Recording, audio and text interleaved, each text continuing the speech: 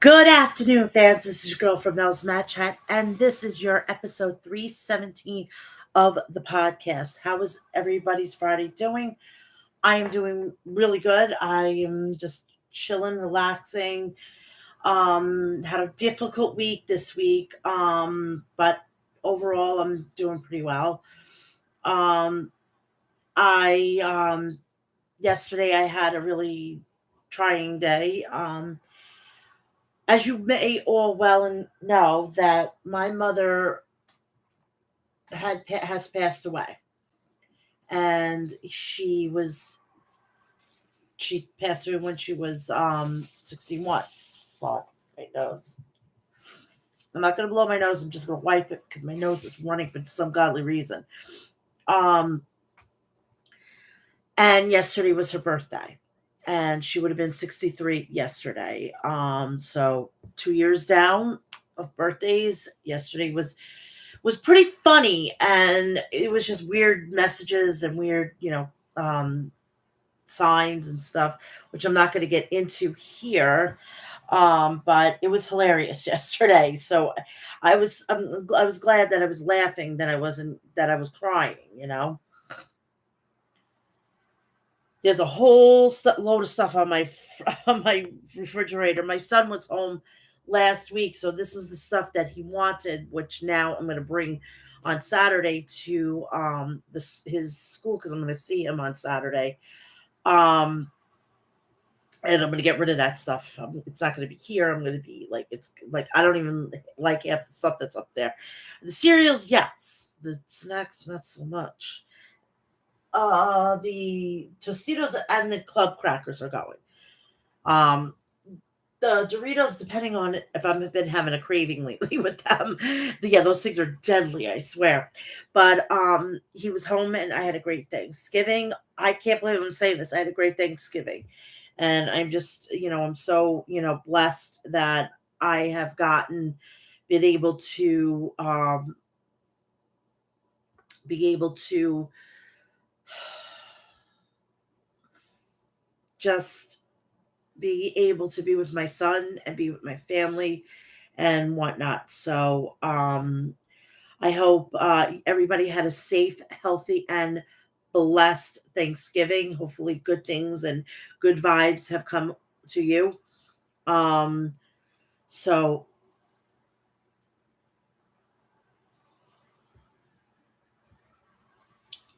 with the good things that has happened, um, I want to congratulate two um, actually three professional wrestlers on the joys of parenthood. I want to congratulate the Guevaras, Tay Mello and Sammy Guevara, on the birth of Luna, and I want to congratulate Alexa Bliss and her husband Ryan Cabrera on the birth of their daughter Hendrick. I think that's her name. If I am wrong, sorry. I could barely remember what I did yesterday. Let alone people.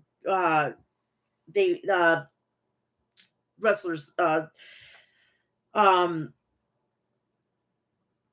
Wrestlers' children's names.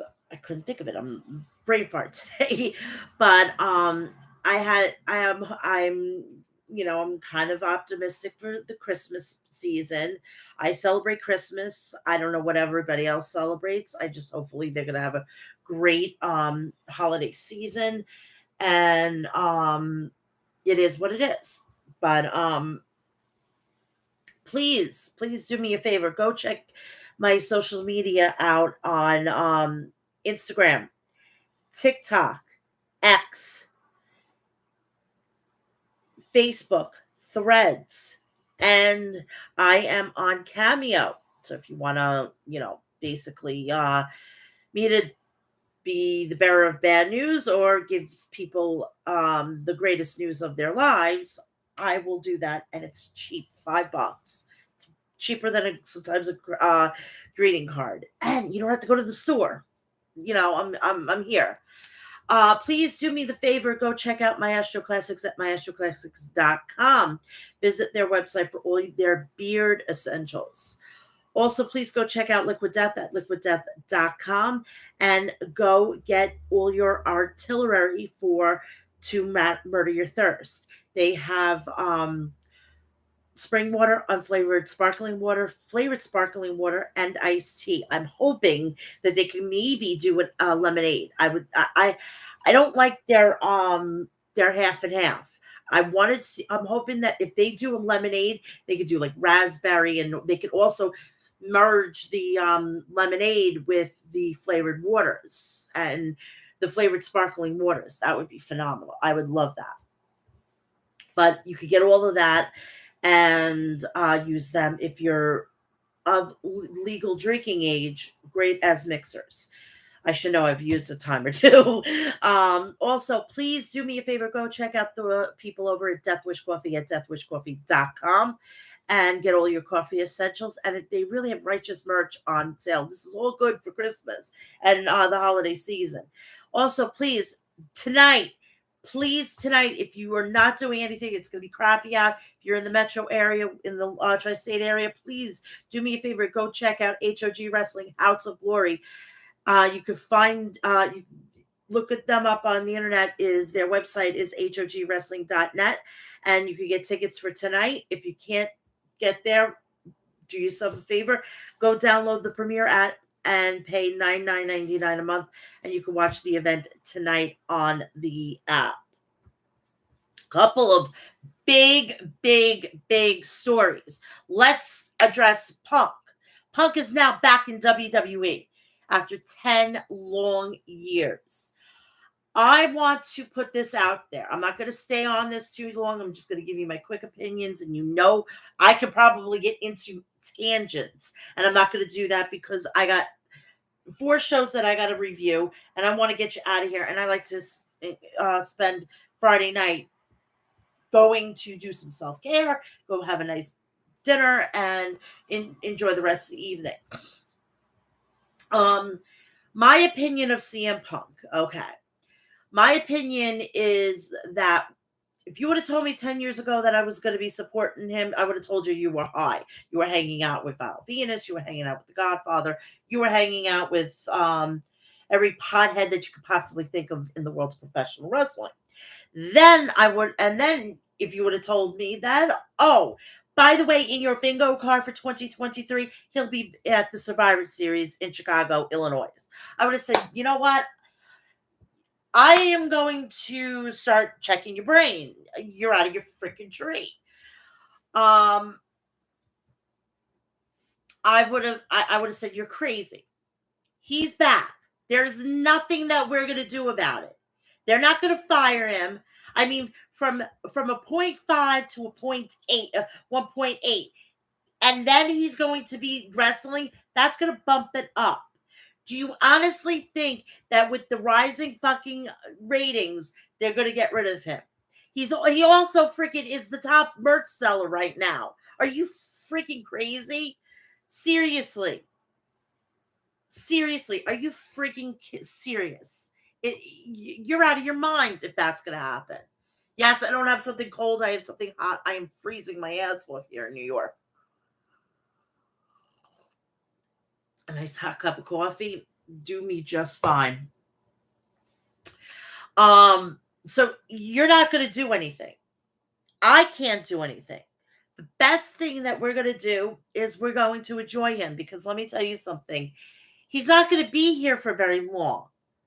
He's in his late 40s. He's wrestled crazy styles. When he was in Ring of Honor, when he was all over the place. When he was in AEW, this is it for him. Now let's look at this positive situation, okay? Let's look at this positive. Positive is that we could possibly get AJ Lee back in, and that is when you wouldn't believe. Because that means if we get back, not we, but WWE gets back, it gets AJ Lee back in. Do you know who will be freaking signing back to WWE? Mercedes, Sasha Banks. So if they get her, they get Mercedes. Triple H is freaking awake. Tony Khan is going to be in some serious trouble when he's awake, and he doesn't even have to try anymore. He will annihilate Tony Khan. Now, I don't want AEW to go anywhere. Okay, what am I going to do with my Wednesday nights? What am I going to do with my Wednesday nights? I'm used to having something on Wednesday nights. I don't want that to happen. But he's going to know who's daddy. And it's not Shad Khan. It's Paul Levesque. And for all the people like, oh, I knew it and blah, blah, blah, you didn't know shit, okay? You didn't know fucking shit at this point, all right? All you knew that because they were in Chicago, there was a possibility. You didn't know shit. You didn't know shit. And you know what? I am so glad that Triple H and Nick Khan did what they did, because this is the new fucking regime. This is the new era. This is the new WWE. Triple H is now the face of WWE.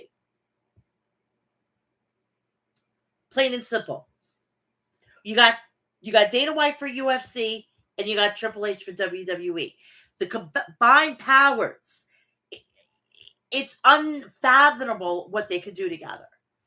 So this is going to be their new way. And I think it's the best way. Nobody knows. Only the people that will get to know is when it needs to know. I am tired of leaks. This is a big problem in every company. Nobody can keep their mouth shut. If I was in charge of one of these companies, all the superstars, when they sign, if there's any information that's coming in for new superstar to come in or whatever the case may be, and it's leaked, and somebody I would find out who it is, they would get terminated immediately. It doesn't matter if they're in a big storyline or they have a title. Because then it tells them, wow, all right, if I open my mouth and it gets back that I'm the one that opens my mouth, I could lose my spot. And I'm pretty happy with my spot. And I think that should be with every fucking company. You keep your mouth shut. Unless you're getting paid by a dirt sheet, you keep your mouth shut. What do you got to gain with this? Honestly, what do you got to gain with this? In WWE backstage, when Punk came out and we heard the Cult of Personality screaming in that studio, do you understand the excitement? And I want to let you in on a little secret, chatters. He didn't want to go to AEW. He didn't want to go to AEW. AEW was his second choice. So for all you elitists, no pun intended, how does it feel? You were always number 2. And you can't refute that. Tell me when I'm telling lies. Now, I'm not going to stay on this very much longer, but we are going to have a winter of Punk, a spring of Punk, a summer of Punk. For the people who are getting tickets for France, Berlin, now Australia, you just bought your chance to see CM Punk. So so when you were thinking to get the tickets and everything, you got your tickets and whatnot, you were saying, oh, it's going to be great, but now you got more of an incentive to go because you're going to get a chance to possibly see. And I'm strike that. You're going to see him. They're not going to sign him and not send him to Australia, Berlin, and France. You've got to be kidding me. They're going to be going into more international markets. This is their fucking headliner. You think Roman Reigns is Roman Reigns is done, I believe, after WrestleMania. He is going to go bye-bye. Then he's going to come back. He's going to be He's going to be there, and we're gonna probably get a Roman and Punk at least twice, possibly three. We're basically gonna get him basically three times. I'm gonna call it. We're gonna get one that Punk wins, one that Roman wins, and then Punk is gonna do the job and put Roman over. And that's where I'm more curious. That's the next big story. You want to talk about fucking goddamn WWE doesn't have stories? That's the story. You want to know who's the common denominator? Paul Heyman. It writes itself. And if you added Brock Lesnar back into the whole fucking mix, oh my God.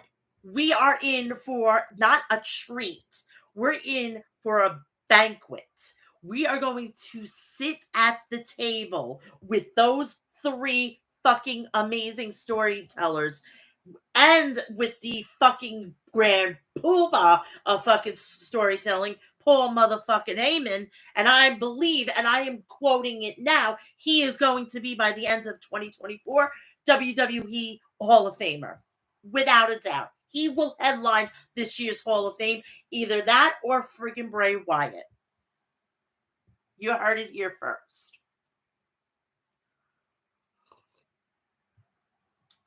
Now, please just enjoy this. And I'm tired of this tribalism. I'm tired of like AEW is bad and WWE is bad, and AEW is good and WWE is good. They're all good.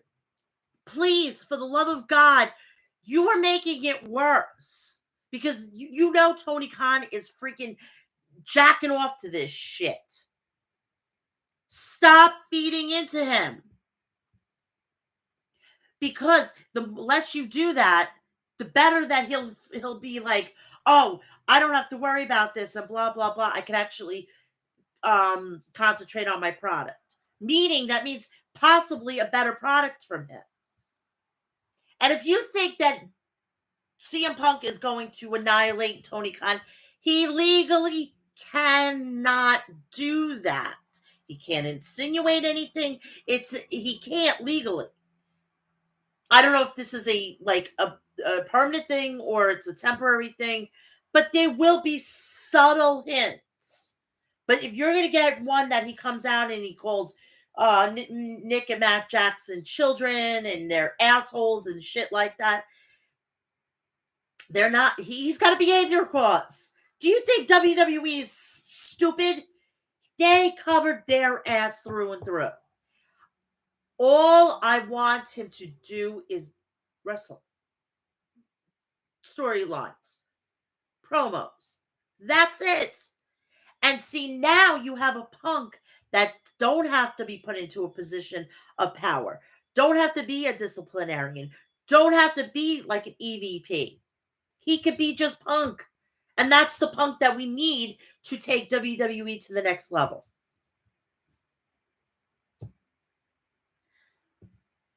It's simple, very simple.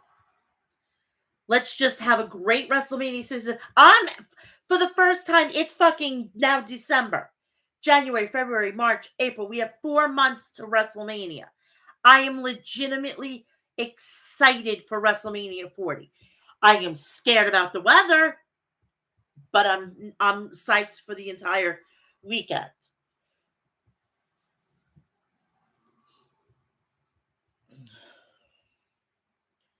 If you are all not if you're not all for this, then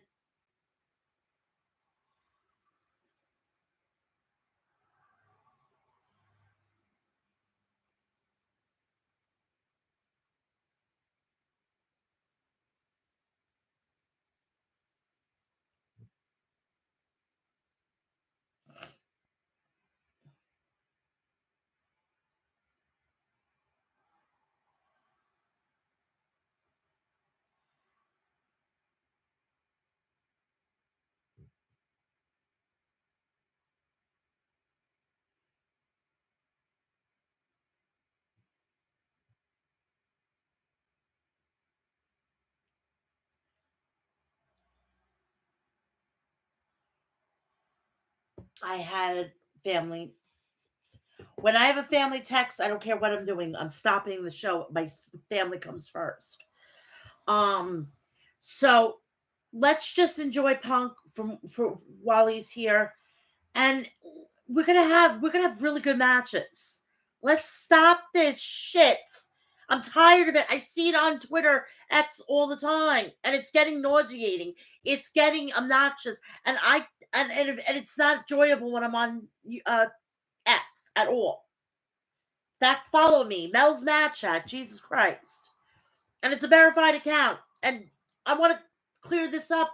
Whatever I do with my money, and I want a verified checking blue check account, it's my business, okay?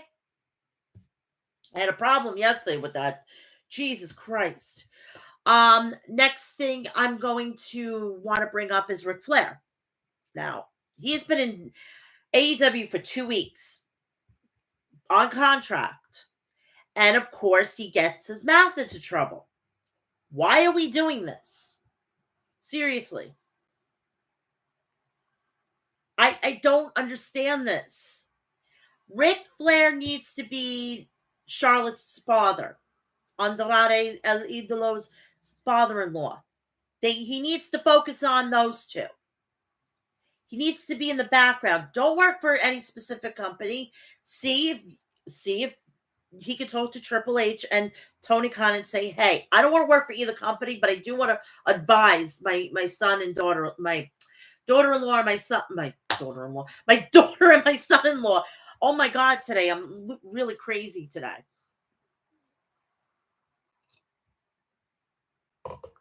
Seriously. Yeah, I mean, it's getting ridiculous, honestly. Um, I'm wondering there was when he was doing his promo with Sting, I couldn't. It was really hard for me to watch. It's like he's staying at too long at the party at the hotel, and he's there, and he's just fighting not to go. He's got to go. And from what we've hear about what's going to go on, I think Rampage or Collision this weekend. I really hope that they didn't. They're not going to air it because oh my god, where are the speak out women? Where are the speak out women?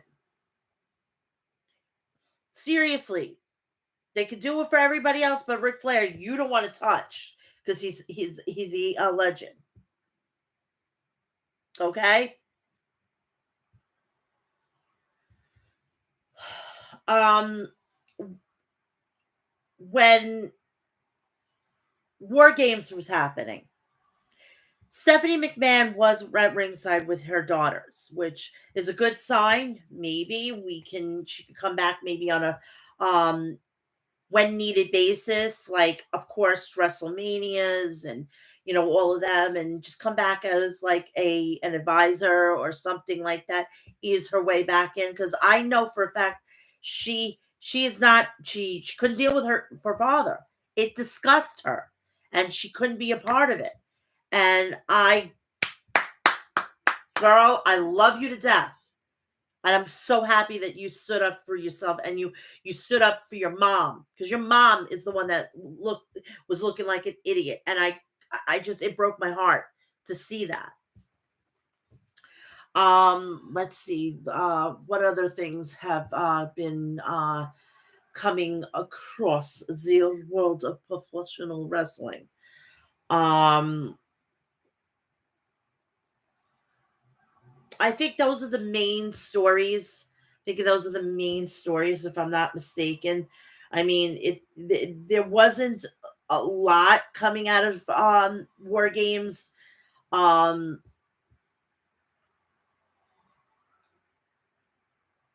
MJF has injury on his shoulder. It's a torn labrum.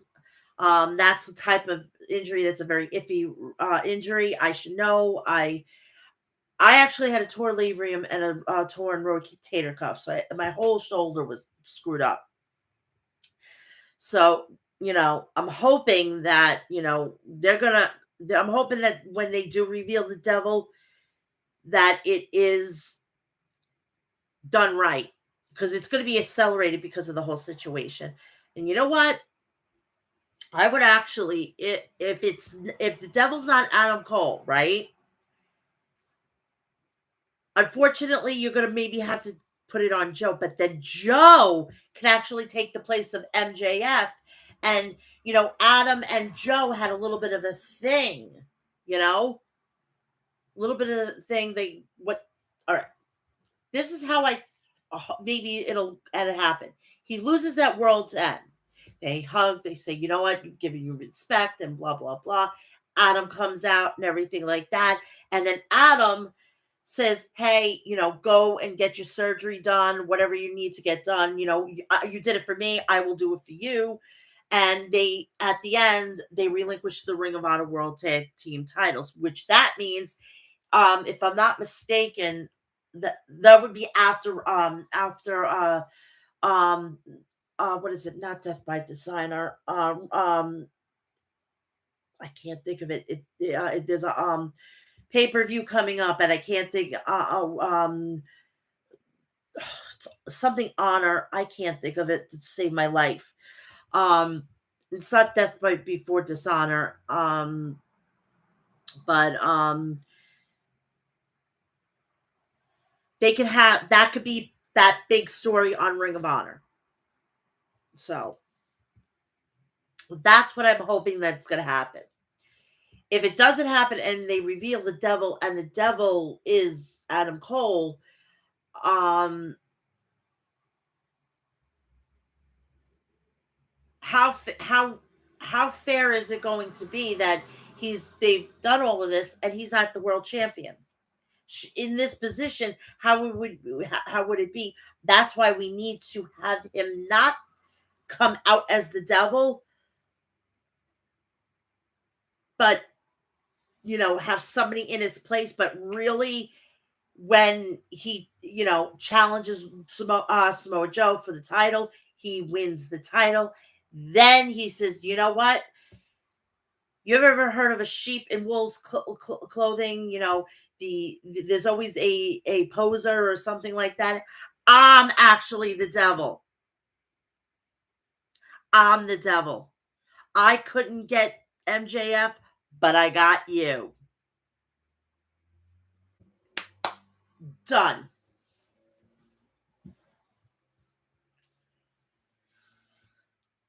It's going to be a crazy couple months. Deadline. I will not be covering Deadline. I'm going to actually enjoy myself, watch Deadline, and enjoy the PLE. All right, that was a half an hour going through some points and everything like that. Let's get on with the run throughs. But before you do that, please do me a favor. Like, share, and subscribe. Turn on the bell for all notifications, so when I upload a video or go live, you will know about it. Thank you.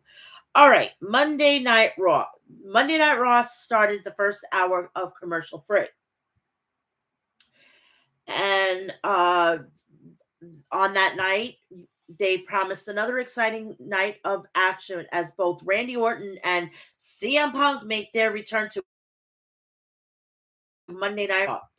We also had Piper Niven and Chelsea Green defend the tag team titles against Natalya and her many partners, Tegan Knox.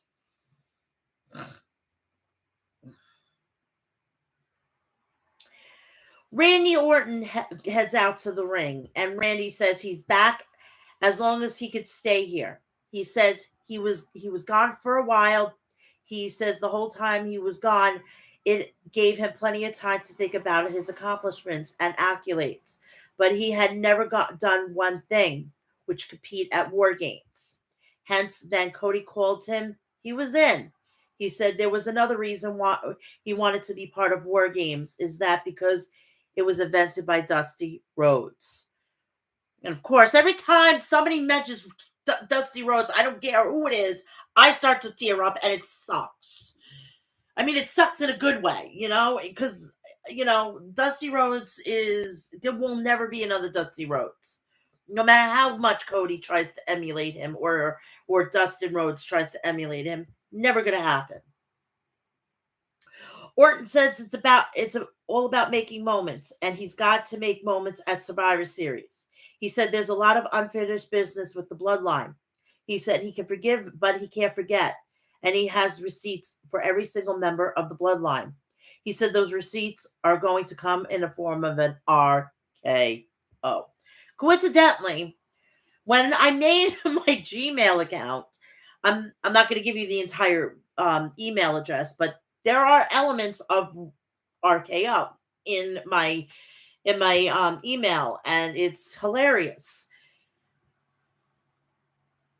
And at the time, I was obsessed with Randy Orton. Now I feel I shouldn't have done that. I should have, done um something. I wish I could change my email handle, but I can't. I wish I could. I tried, couldn't, to save my life. So anyway, Rhea Ripley heads out to the ring. Rhea welcomes Orton back. She says that she didn't take him as someone who would do favors for others or team with someone who tried to end his career. She said he looks more dangerous than ever and would be a change to see that wasted. She said the bloodline has fallen and the Judgment Day are now the most dominant force in WWE. You goddamn right they are. Rhea says War Games was just a bump in the road as they hold all the gold. She says if it wasn't for Orton, Damian Priest would have been world heavyweight champion. She said he has made enemies who can make his life a nightmare. She says he needs to worry about the Judgment Day as they can put him out permanently. Orton says he kept in touch while he was injured. And every week it's about mommy, but now daddy's back. Orton says a lot of things have changed since he's been injured, but one that will never change. As long as he's here, is as long as he is here, is that nobody tells him what to do. Rhea laughs, and says Orton has made his bed. She says she tried to warn him, but he made Judgment Day his enemy. JD McDonough, Dominic Mysterio, attacked Orton from behind. Orton fights back and hits an RKO on JD McDonough. He says as long as he leaves the ring, he's going to find Adam Pearce and make sure he has a match tonight against Dominic Mysterio. We head to the back. Alpha Academy's backstage with New Day and the Creed brothers. They say Tozawa is going to team with Otis. Maxine comes in and says they have a special guest who will watch them tonight. Jelly Roll. He's from Tennessee and he's a bona fide country star. I know.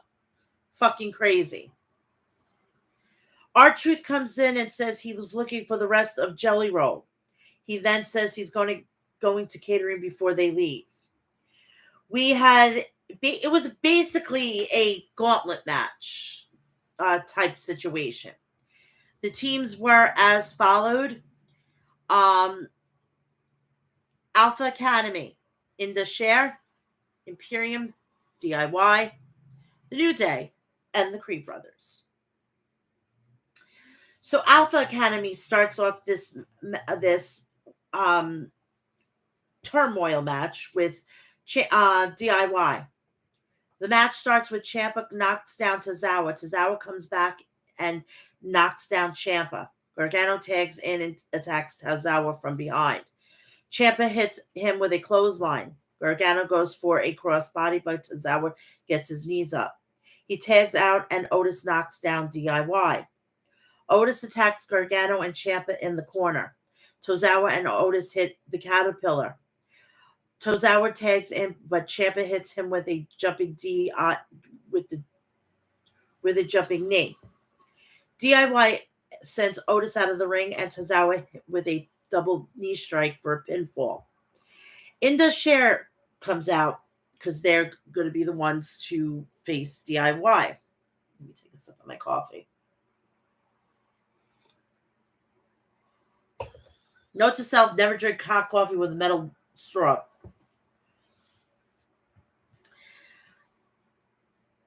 So this portion of the match starts with Veer drives Ciampa into the post. Veer knocks down Gargano and tags out. Sanga with a clothesline to Gargano. He tags out and he hit a double T move. Gargano rolls up Veer and gets the pinfall. So then we have the Creed brothers coming out next. So Julius takes down Ciampa. Brutus tags in and takes down Ciampa. Julius tags in and goes to work on Ciampa. Ciampa comes back with a reverse DDT. Gargano tags in and attacks the Creed brothers. He hits a slingshot spear on Brutus.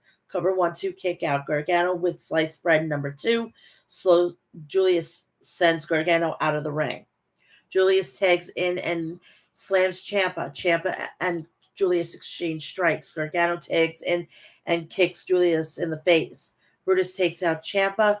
Julius powerbombs Gargano, and Brutus tags in and hits the Brutus ball and gets the pinfall. So they move on, and they take on the New Day.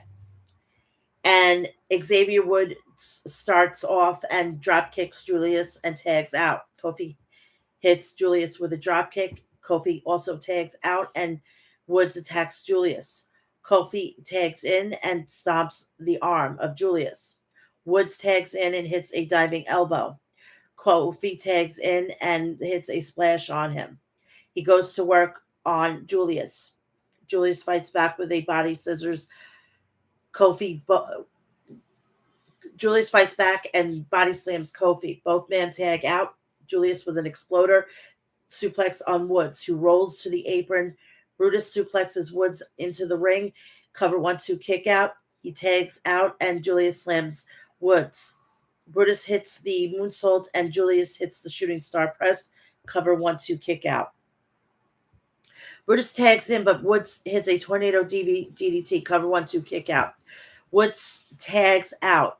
New Day hits a backbreaker stomp combo. Cover 1-2. Julius makes the save. Kofi sends Julius out of the ring. Kofi goes for trouble in paradise and misses. Julius tags in. Kofi goes for a crossbody, but Julius catches him and hits some fallaway slam. He tags out to Brutus, hits the Brutus bell for the pinfall. So we move on. We have Imperium. Imperium comes out. This match was what had a little bit of a glimmer of like NXT Black and Gold's tag team division. And I was there for it. Vinci hits and starts out. Vinci hits a crossbody on Julius. Vinci clothesline Julius and he tags out. Julius tries to fight back on Vinci, hits a spinebuster with the Kaiser, punts him.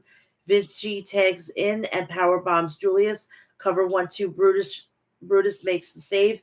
Julius sends Vinci out of the ring. Kaiser is sent out of the ring.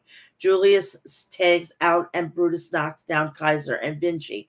He hits the spinebuster on Vinci. Kaiser attacks Brutus from behind. Kaiser attacks Brutus in the corner.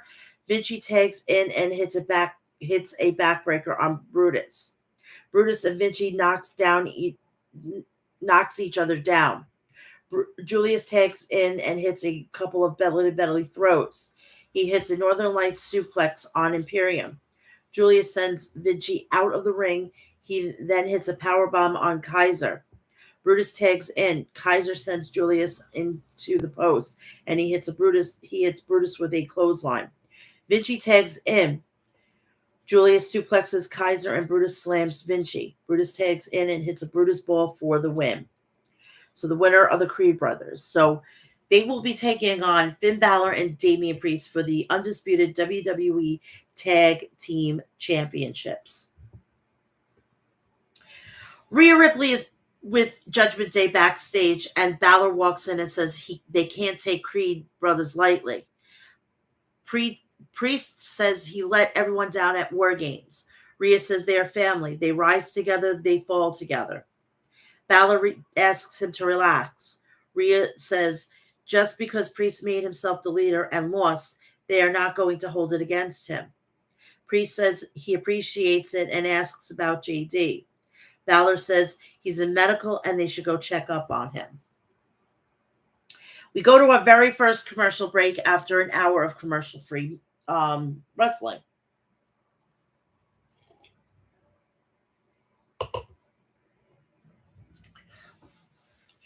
Cody Rhodes starts off the second hour and he goes out to the ring. Cody says his team was able to secure the win at War Games, and he thanks his teammates. He says Orton was his mentor earlier in his career, and he helped Cody get the pinfall in his dad's match. And of course, he got choked up. He said the other story is the return of CM Punk. He said nobody knows what's going to happen. He welcomes back Punk. Cody says with all these stories, he wants to make sure some news of himself. He says the fans know him by now, and there's only one destination for him, and that's why he is entering the 2024 Royal Rumble. The lights go out. Shinsuke Nakamura appears on the Titantron.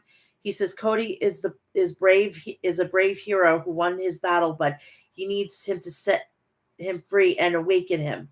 He said he was patient with him every week, and now he's done waiting. Nakamura appears and behind and sprays red mist in his face. And where is my debit card? Take my debit card. Yes, baby, take it, take it, take it, take it, take it, because I am there for it.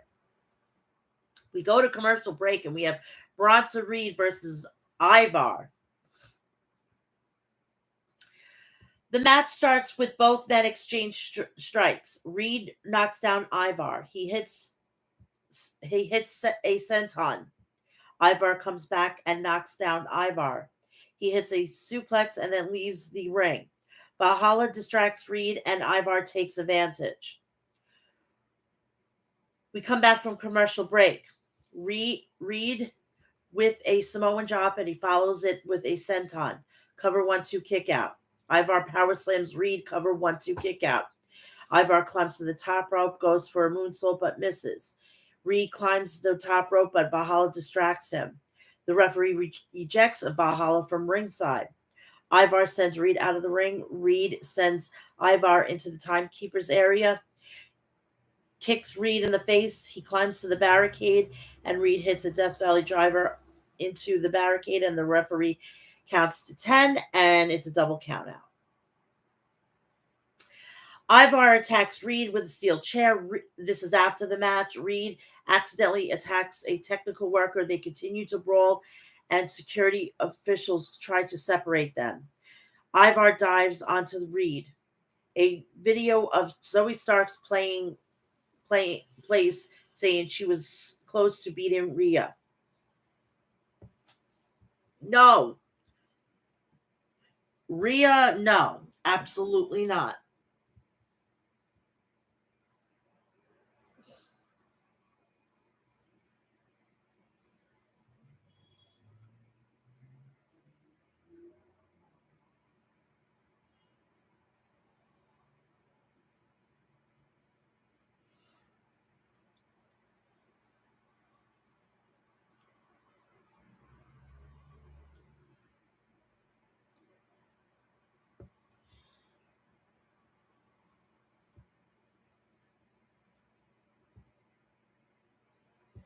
Another family, sorry. Says Shayna Baszler says that she will get another chance. Nia Jax says she would have beaten Rhea and she would have destroyed everyone. Shayna asks her to shut up. Zoe challenges her to a match and she accepts. This match did not need it. We could have taken this match out and the women's match for the tag team titles and given Punk 15 minutes. Unless they're giving us like a cock tease with CM Punk, but I doubt it.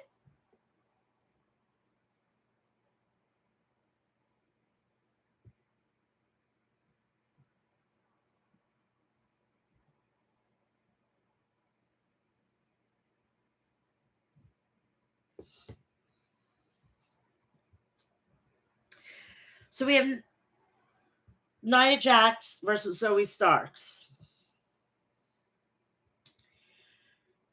Before we go to that match, Judgment Day are backstage and they walk into R-Truth, who is in their clubhouse. He said he's enjoying some jelly rolls. He says he wants to be a part of their War Games team. Priest says the match already happened. Truth asks how did Priest and asks how they did, and Priest says they lost. Truth reminds them that Randy Orton returned and they asked him to leave. JD says he will take care of R-Truth. Zoe Starks and Nia Jax match begin. The match begins and Starks attacks Jax. Stark is knocked down on the apron. Jax slammed Stark. She throws her across the ring. Jack attacks her in the corner. Stark sends Jax out of the ring. Starks dives onto her. We have a commercial break. We come back. Jax slams Stark into the turnbuckle. Jack knocks down Stark. Stark sends her into the post.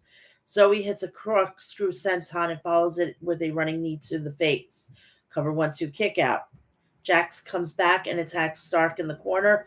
Jax goes for an annihilator, but Stark trips her. Stark with a springboard dropkick.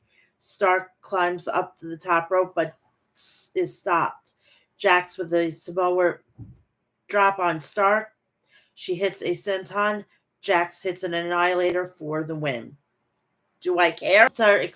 Interrupts them. He says he expects them to sort out the DIY issues. Kaiser promises to get it done. They argue as they leave. The Miz walks into Gunther. He says he saw his press conference and he's here to challenge him to his face. Why? He fucking lost clean. Miz, this is enough. Who gives you the opportunity? We need you to leave. Go do something else. Can you have a fucking feud without a title picture? Honestly. Gunther asks if he's sure. Miz says he can beat him and take his title off his shoulder. Gunther says Miz is no threat to his title reign. Gunther says Miz doesn't belong in the ring with him.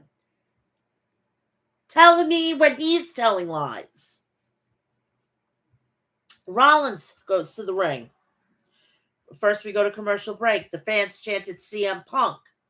Rollins asks them to get out of their system because he doesn't want to spend any time talking about him. Or he says hypocrite. He says he could walk about with he says they could talk about the World Heavyweight Championship. Rollins says he is not feeling too good, but he is starting to get the itch to be fighting a fighting champion again. He said he went and saw Adam Pearce. Drew McIntyre comes out. Drew says, what's most important is what happens in this ring, and he wants to shake the hand and congratulate Rollins on winning at War Games. He said Judgment Day promised him Jey Uso, but didn't get Jey. He says he needs to put Jey on the back burner and focus on the world title. He asks Seth whether he remembers what he told him before their world title match. Rollins said he told him that he would have no one else to blame but himself. Drew says he was right, and he says he felt sympathy for Rollins during their match. He said that loss was on him. He says he needs to become the biggest shark to swim with sharks.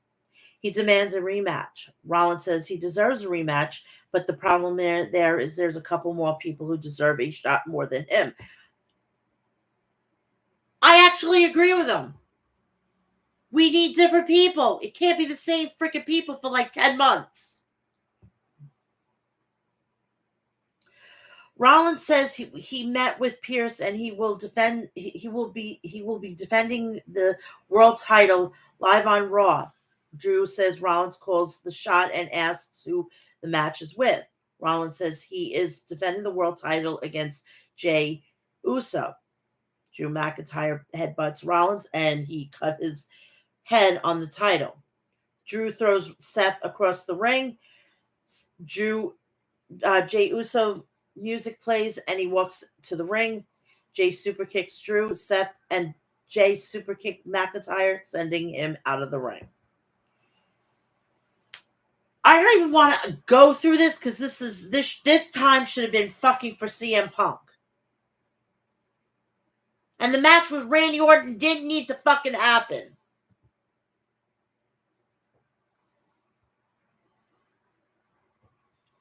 Or if it was going to happen, it should have happened right at the time that he was out there. He should have been already dressed. Dominic and him should have went and they should have started off Monday Night Raw, and it would have been hot. Instead of waiting till the fucking end, where they could have instantaneously, they could have said, all right, shorten that match. We're giving him more time. Women's Tag Team Championship. Chelsea Green and Piper Niven versus Natalya and Tegan Nox. Oh my God, she got her first name back. Great. We come back from a commercial break. Before we go to this match, Drew runs into Sammy backstage. He says Drew has to attack Rollins when he is not ready since he can't beat him. Sammy says he has the same disappointments, but he always moves forward. He says Drew has already been world champion twice, and yet he's attacking like a spoiled brat. Drew says he may need to take his advice and work up the ladder. He said he's going to ask Pierce for a match against Zayn next week. So we go to the title match. The match begins with Natalya knocks down Green.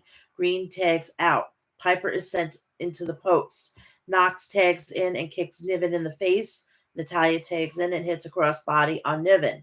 We come back from commercial break.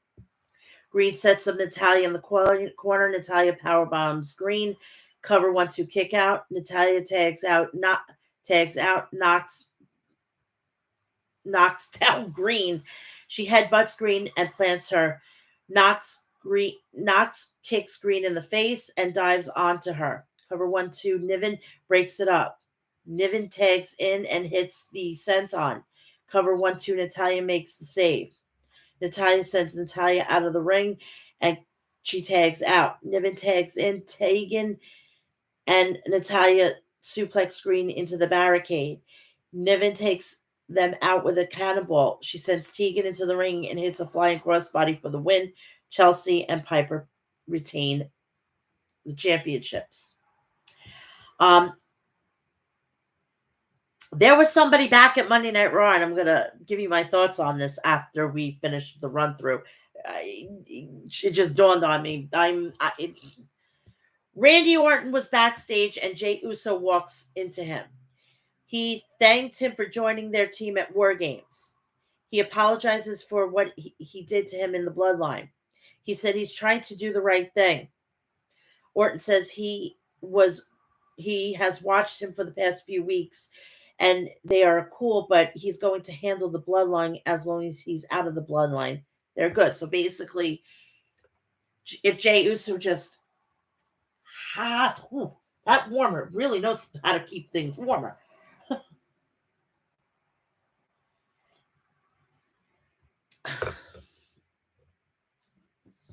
So if Jey keeps distance, no foul, no harm, no fuss. Randy Orton versus Dominic Mysterio. We come back from commercial break. Jackie interviews Becky Lynch, who says she's feeling like she went into war in an epic battle. She says she feels pretty good. She says she has a couple of fights on the horizon. So we go back to the ring, and the match starts with Orton knocks. The match starts, and Orton knocks him down. Dominic down. Dominic rolls out of the ring. He gets back in the ring, and Orton hits a body drop on Mysterio, who rolls out of the ring. We come back from commercial break. Orton sends Dominic out of the ring. Dominic sends Orton into the steel steps. Dominic sends Orton into the ring. Cover 1-2 kick out. Dominic goes to work on Orton. Orton comes back with a clothesline, hits a power slam, and follows it up with a draping DDT. JD pulls Dominic out of the ring. JD talks trash to Jelly Roll, who shoves him down. He shoves Dominic as well, which should have been a disqualification.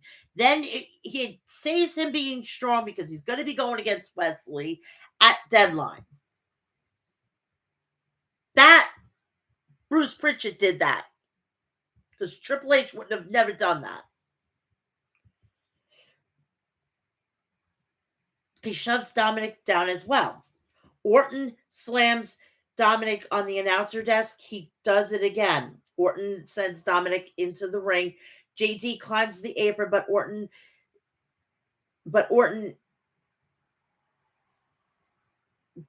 does the draping DDT. Dominic with a drop kick from behind, and he follows it up with a 619. He goes for a frog splash and misses. Orton hits an RKO for the win, and Randy Orton wins. We come back from commercial break, and the man of the hour himself, CM Punk. And trust me, I didn't like the promo either, but I understood why he did what he did. Punk says he's standing in a WWE ring, and before he said that, he said hell frozen over. What I mean about hell freezing over is that I am standing in a WWE ring on Monday Night Raw. He said he's feeling like himself since Saturday.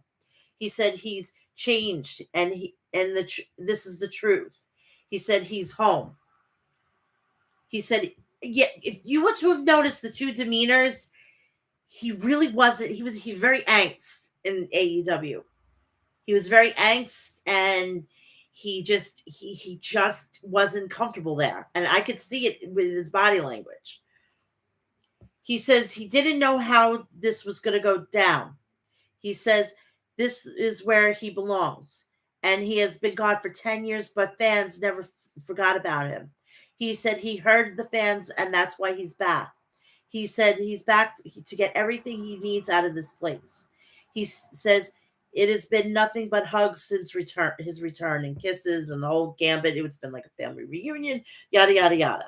He says AJ Lee is fabulous, and she sends her regards. Punk says almost everyone is welcoming back with open arms. He says some people are afraid because they don't understand, but he understands that this is the place with the best competition. He said they are afraid that the most dangerous and controversial man walked into the company and says the best in the world is back in WWE. Now, he also brought up Paul Heyman. He's like, a wise man told him, if you need to get something out of this place, you need to go. And when he came back, he was going to get everything he's ever wanted in WWE. Son of a bitch, Paul Heyman's the wise man. The wise man. Even in fucking real life, he's the fucking wise man. And this is why, if he isn't in the WWE Hall of Fame this year, then they're doing it all wrong. So that is that.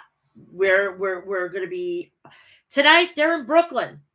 I would love to go, but by the time I get home, it's going to be like 1:00 in the morning, and I got to get up at 3. So it would be, let's just say, it would be ridiculous for me to go. I need some sleep. I've been up since 3:00 this morning.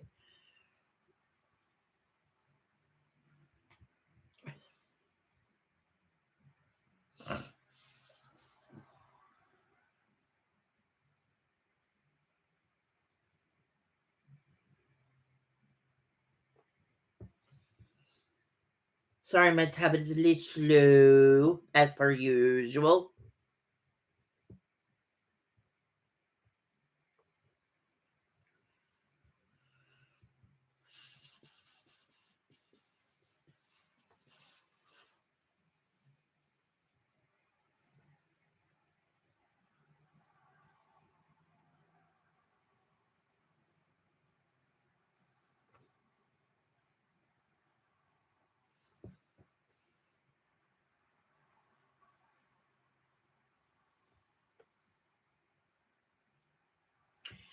All right, we're going to go right into Rampage and Collision. They were basically 3-hour block.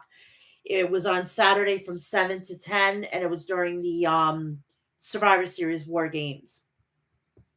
And they were at the Peterson Event Center in Pittsburgh, Pennsylvania. And Miss Britt Baker. Oh, before we get into this, Dixie Carter was at Monday Night Raw visiting Bruce Pritchard, and it was just so odd to see her there in front of the logos of Raw and WWE, and for her to see like Drew McIntyre, all former TNA champions, even Nick Aldis was there, and it was hilarious.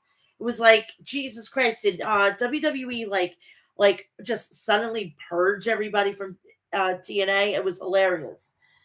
So, oh my god, my eyes are killing me today. Holy shit. Oh my god, my eyes are killing me. It's the allergies kicking my ass. Now my glasses are freaking crappy. Um,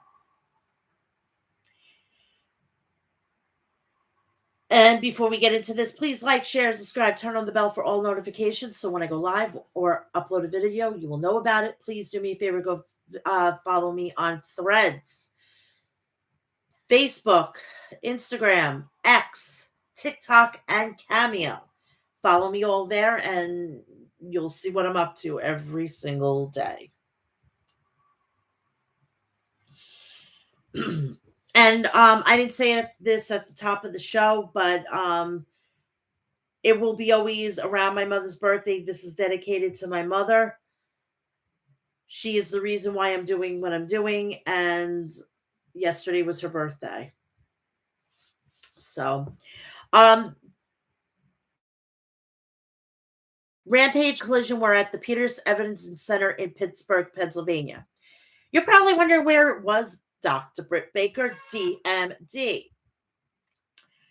Tony Khan's got a new favorite on, and I think it's Tony Storm, the next blonde. Sounds familiar, right? Because his favorite was first Britt Baker, then it went to Jamie Hayter, now it's Tony Storm. Where is fucking Thunder Rosa? Thunder Rosa, get your ass out of AEW. You should have taken the referee's job. At least you'd still be at WWE, and you'd probably be on camera more. So now than you are when you were in the ring.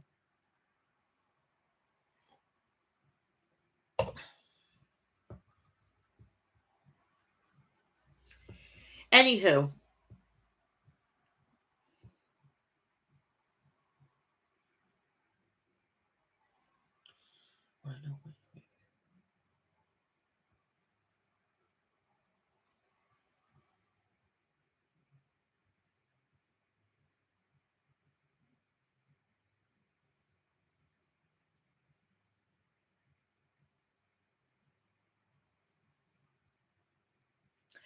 All right, they didn't have a like a break to go. It was just a 3 hour it was like a 3 hour, basically it was like a Monday Night Raw, how they formatted it.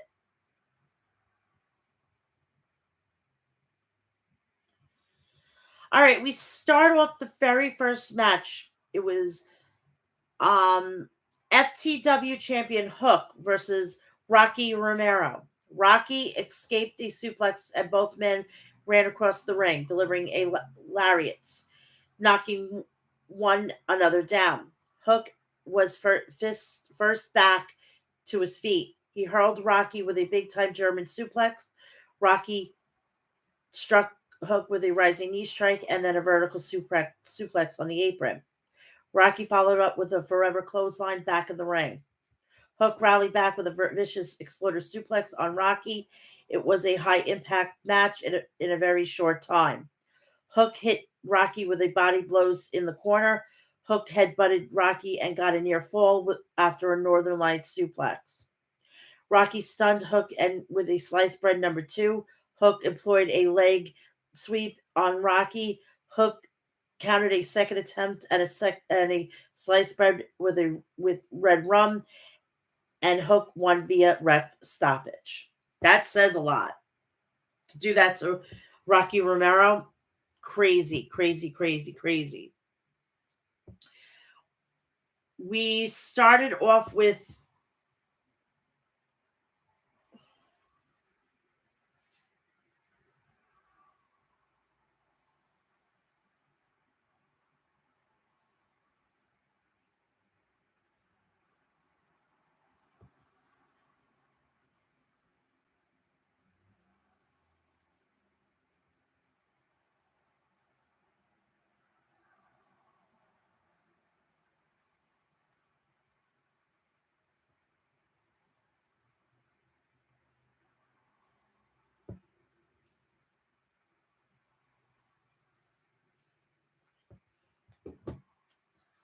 sorry.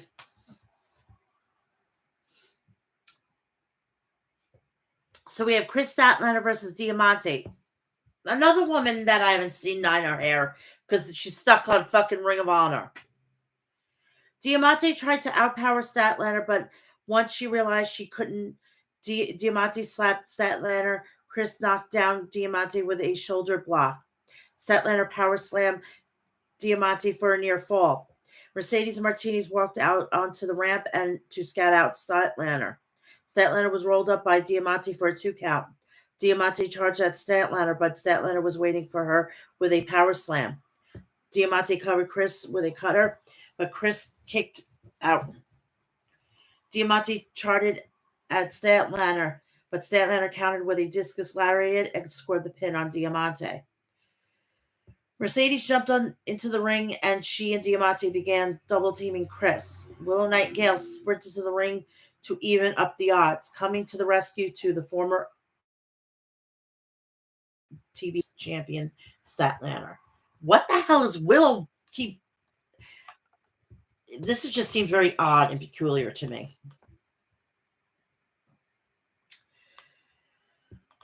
The Kingdom. Mike Bennett and Matt Tavern came out, asking the audience if they want to celebrate Next Strength November. Really? Really? We're going to do this. We're going to seriously fucking do this. Dear Jesus Christ, Lords, honestly. Bennett says that Roderick Strong wasn't there tonight because he's recovering from the match last week against Action Andrade. But Lucky Roddy is next strong. Taven said MJF it was the devil. Taven told MJF they're coming back for what's theirs. Duke Davis and Danny Jones got blindsided by the Kingdom, and the match began. Taven hit the climax on Jones. Bennett spiked Davis on the ramp with a pile driver. Taven then connected with an Aurora Borealis for the win. Who cares?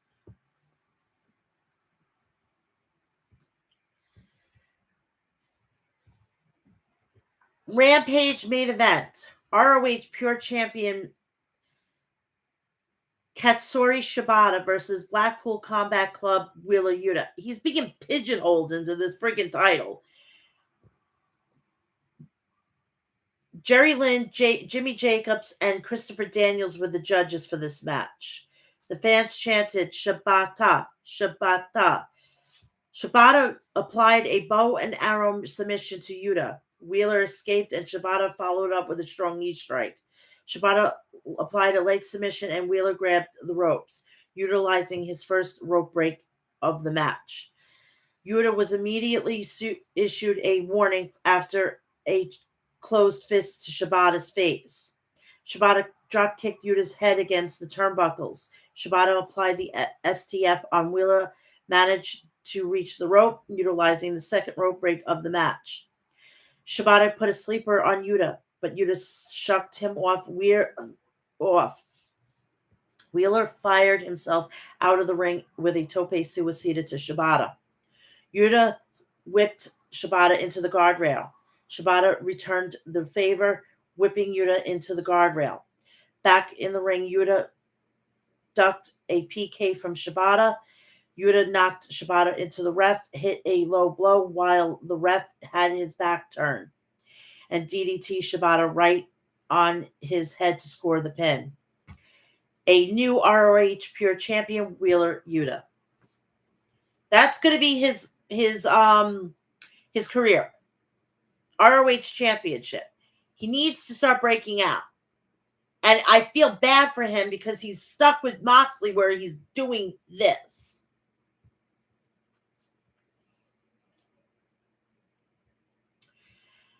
After the match, Shibata tried to shake Yuta's hand after the match, but Yuta nailed Shibata with another low blow and then DDT'd him. FTW champ Hook came down to the ring and to check on Shibata. Yuta left scowling and Hook and holding up the Ring of Honor Pure Championship. We go into the collision part of the 3-hour block. We started off with the Continental Classic match, Blue League. Daniel Garcia, Blackpool Combat versus Blackpool Combat Club member Claudio Castagnoli. Claudio Castagnoli quickly hit Garcia with a tilt-a-whirl belt backbreaker. Claudio followed up with a body slam. Garcia lunged at Claudio with a guillotine, but Claudio muscled out his way out of it. Garcia chopped at Claudio, but Claudio fired back with a European uppercut. Garcia charged at Claudio, knocking Claudio out of the ring with a running knee. Daniel hammered Claudio with stiff shots to the head. Garcia ran at Claudio, but Claudio caught him and swung him into the steel guardrail. Claudio applied the sharpshooter in the ring. Garcia managed to tap Claudio and cradled him for a near fall. Claudio blasted Garcia with a European uppercut. Claudio rocked Garcia with a Ricola bomb and pinned him to earn 3 points. Representing the Patriarchy, Kill Switch versus the Boys. Brent and Brandon Tate.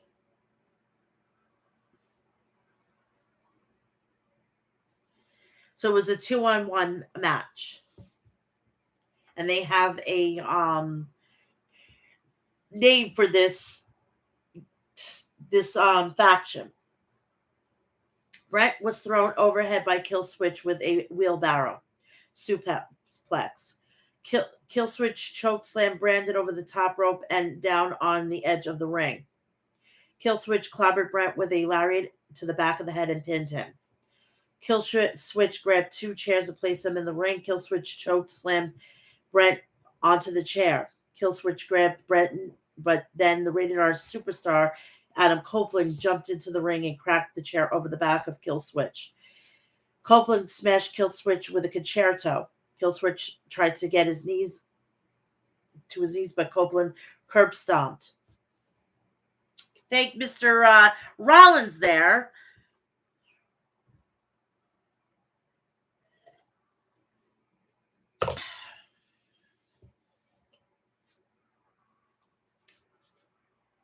Kill Switch onto the chair. Copeland nailed Kill Switch with another concerto, and that is the end of that. After the commercial break, Lexi Nair interviewed Adam Copeland backstage. Copeland, Lexi, I like to go. I like you, but go. You know what I have to say. I'm coming straight down the barrel for you. Hey, Alyssa, I knew that was you. I had a funny feeling you were going to pop in. Jay, or should I call you Christian Cage? Or better yet, should I call you the Patriarch now? All of this, what just happened to Nick Wayne on Wednesday, what happened to Kill Switch, it's all because of your insecurity. You couldn't get past your own ego. Could you, man? The night I got here, you were about to concerto Sting. Last Wednesday, you were about to have Kill Switch concerto Nick Wayne. You know I've got a short fuse. You said you were going to break my neck while my children looked at me.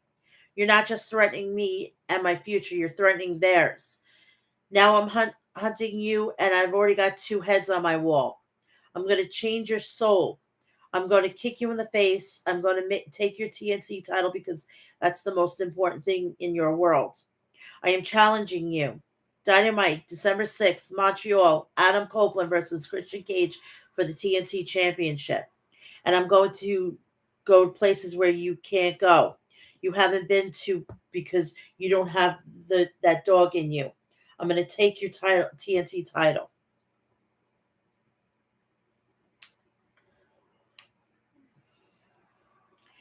The House of Black, Malachi Black and Buddy Matthews versus Commander and Gravity. Buddy punted Gravity in the face and tagged out to Black. Malachi had a flurry of strikes for Gravity. Commander had a blind tag and off caught Black off guard with a Hurricane Rana. Black planted Commander with a German suplex for a near fall. Commander connected with a shotgun dropkick off the top to both House of Black members. Commander nailed Black with a gutbuster for near fall. Gravity took flight with a Tope Con Hero. Black and Matthews caught him and not blocked it.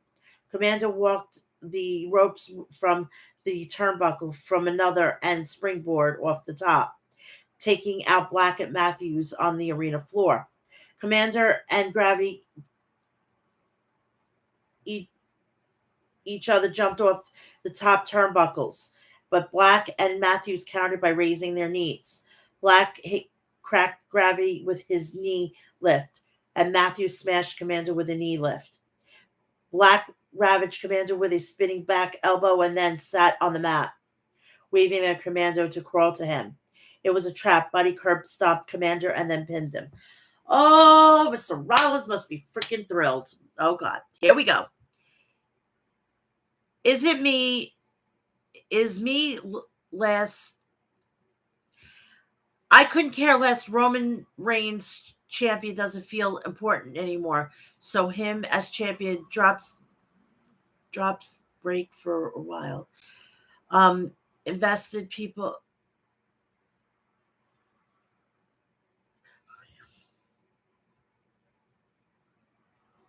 Yes.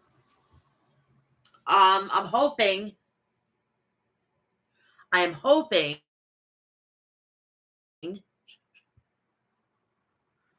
I am hoping, Alyssa, that after WrestleMania, Roman is gone for a long time.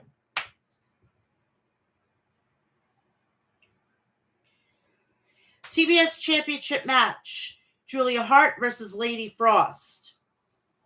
Lady Frost chose no cutouts for this match. Julia Hart whipped Lady Frost into the steel guardrail. The rules were favoring Julia Hart here. Julia Hart picked a steel chair and placed it on the ground after being abomished by the ref. Lady Frost tried for a moonsault off the steel ring steps, but Julia dodged it. Lady Frost landed on her feet, but Julia was one step ahead with a thrust kick to the challenger. Julia propped Lady Frost on the steel chair. Julia ran down the ramp and clotheslined a prone Lady Frost. Back in the ring, Julia applied the Heartless submission and forced Lady Frost to tap out. Julia Hart's first title defense was a success, said Tony Schiavone. Lexi Nair was backstage with Don Callis and Powerhouse Hobbs. Don Callis: I can't figure it out of the calculation that got the Golden Jets, Chris Jericho and Kenny Omega a tag team title shot. I can't figure it out how you make that calculation when the last time Hobbs and had his hands on Jericho and Omega, he broke them. Send them to the hospital. As Will would say, anyone can get got. And Kenny and Chris, we don't need two guys to beat the Golden Jets. Hobbs is one man wrecking crew. Power Hobbs, it's simple. I'm big, I'm black, and I'm jacked, and everybody gets it. Don, Sweet Pea, Honey, Bubby. They beat the Young Bucks. The Young Bucks was at one point the number one contender because they beat a bunch of teams to get the number one contender. That's the calculations. You didn't do your homework when it came to that. Dax Hardwood, Cash Wheeler, FTR versus the Righteous, Vincent and Dutch. Dax used the lariat. Dutch knocked Dutch over the top rope. Dax backdropped Vincent out of the ring, and Vincent lands on Dutch. Back in the ring, Dutch splashed Dax for a 2 count. Dutch was looking for a senton off the turnbuckles, but Dax dodged it. Vince grabbed a tag, but Dax used a head baseball slide through Vince's legs to tag out to Cash. Cash cleaned out the Righteous. Dutch grabbed a blind tag and planted Cash with a boss man slam. Dax tagged in and FTR hit a shatter machine on Vincent, allowing Dax to score the pin. Malachi Black, Buddy Murphy walked towards the ring. Black, if we could come to the ring right now, there would be no one coming to save you. No Claudia, no Yuta, and no CM Punk.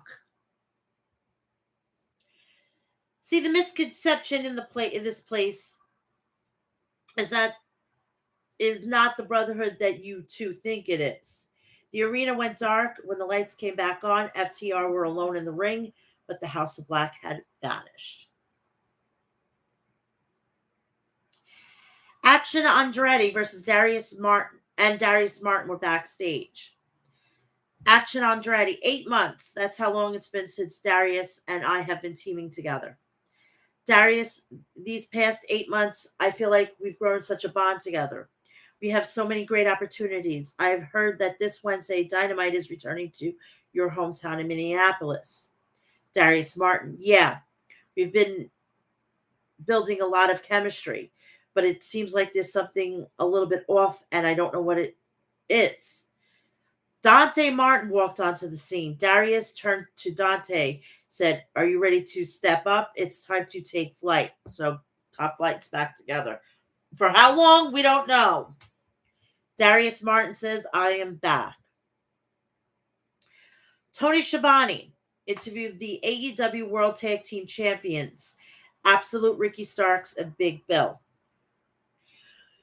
Starks, we thought we were going to be more of a fight from Jericho. Big Bill, these two guys call themselves the Golden Jets. To us, you look like more like Golden Girls. Starks, nice, I like that. They traveled up and down the roads together. Me and Big Bill don't even know each other that well. Bill when's my birthday?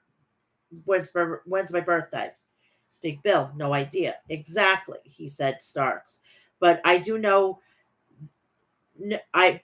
but what I do know is that you two aren't built like him.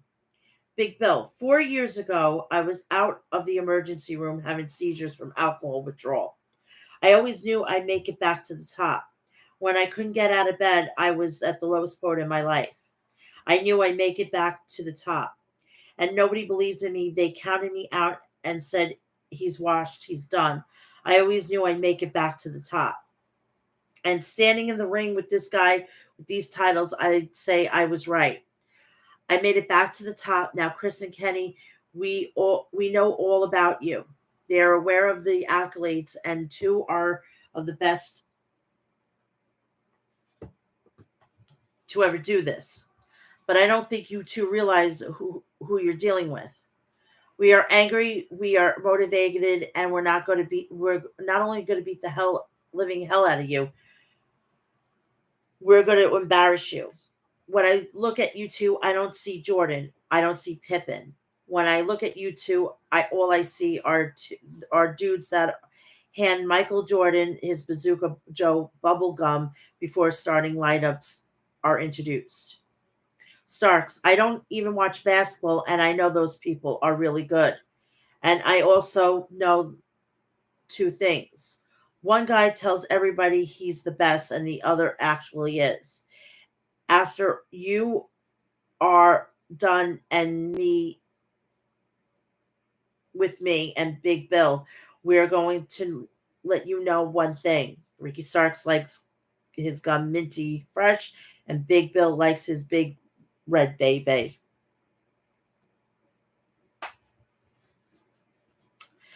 Lee Moriarty and who? Who is this? Did I write this right? Let me make sure that I'm reading this right. Um, Limitless Keith Lee. Oh my god, is he a new guy? Because I vaguely remember him from, like, I vaguely remember him. It's just crazy that, wow, I vaguely remember him. Anywho, Lee Moriarty kicked Keith Lee on the thigh. Keith Lee back with a kick of his own. Lee Moriarty ducked it. Keith Lee came back with a pounce on Moriarty. Lee Moriarty grabbed an armbar, but Keith pulled him up with a bicep curl. Keith Lee walloped Moriarty with a lariat. Moriarty stunned Keith with a bulldog from the top rope. Moriarty springboard, but Keith countered with a headbutt and then finished him off with a power slam for the pin. After the commercial break, Lexi Nair interviewed Keith Lee. Keith Lee, initially, I plan to come in here and tell you about how good and talented Lee Moriarty is. He is that damn good, but he's no Keith Lee. I am tired of misrepresentation and the lack of opportunity given to me. And now I'm here to take it. And when I take it, it means you are who I want, and you know who you are. Nigel, smart money has got to be on Shane Taylor. Tony, that's the question for us to ponder. Main event for Collision. Another a Continental Classic match. The Blue League.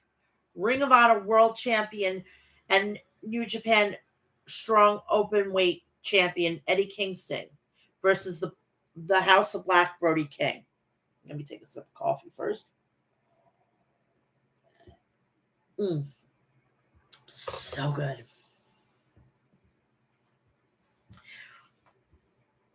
Brody and Eddie traded shoulder blocks and then exchanged chops in the center of the ring. Brody battered Kingston in the corner with it running cannonball outside the ring. Brody pummeled Kingston with more chops and then whipped Kingston into the ring steps.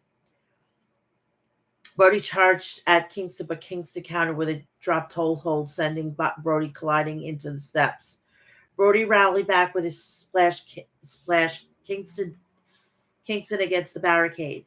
Back in the ring, Brody body slammed Kingston and then connected with his senton splash.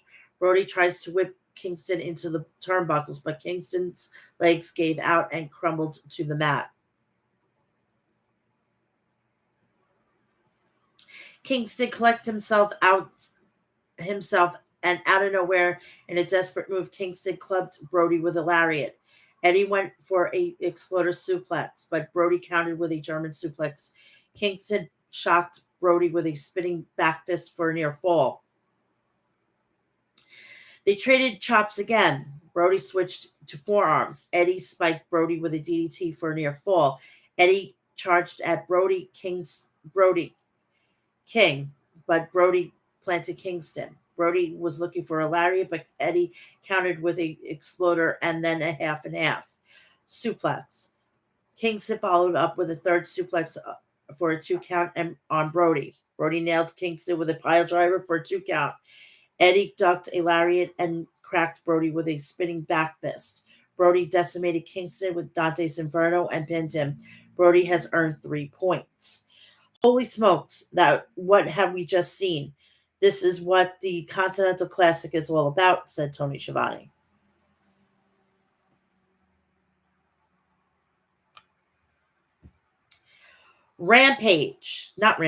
Dynamite. What the fuck am I saying? Seriously, today.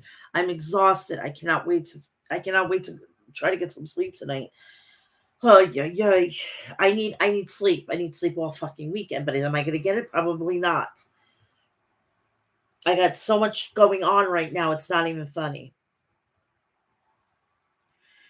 So Dynamite was coming from the Target Center in Minneapolis, Minnesota. We started off with the Continental Classic Gold League match. Jon Moxley versus Jay Lethal. I was really surprised with this match, honestly. Lethal and Moxley exchanged side headlock takeovers. Lethal slugged Moxley with a right fist.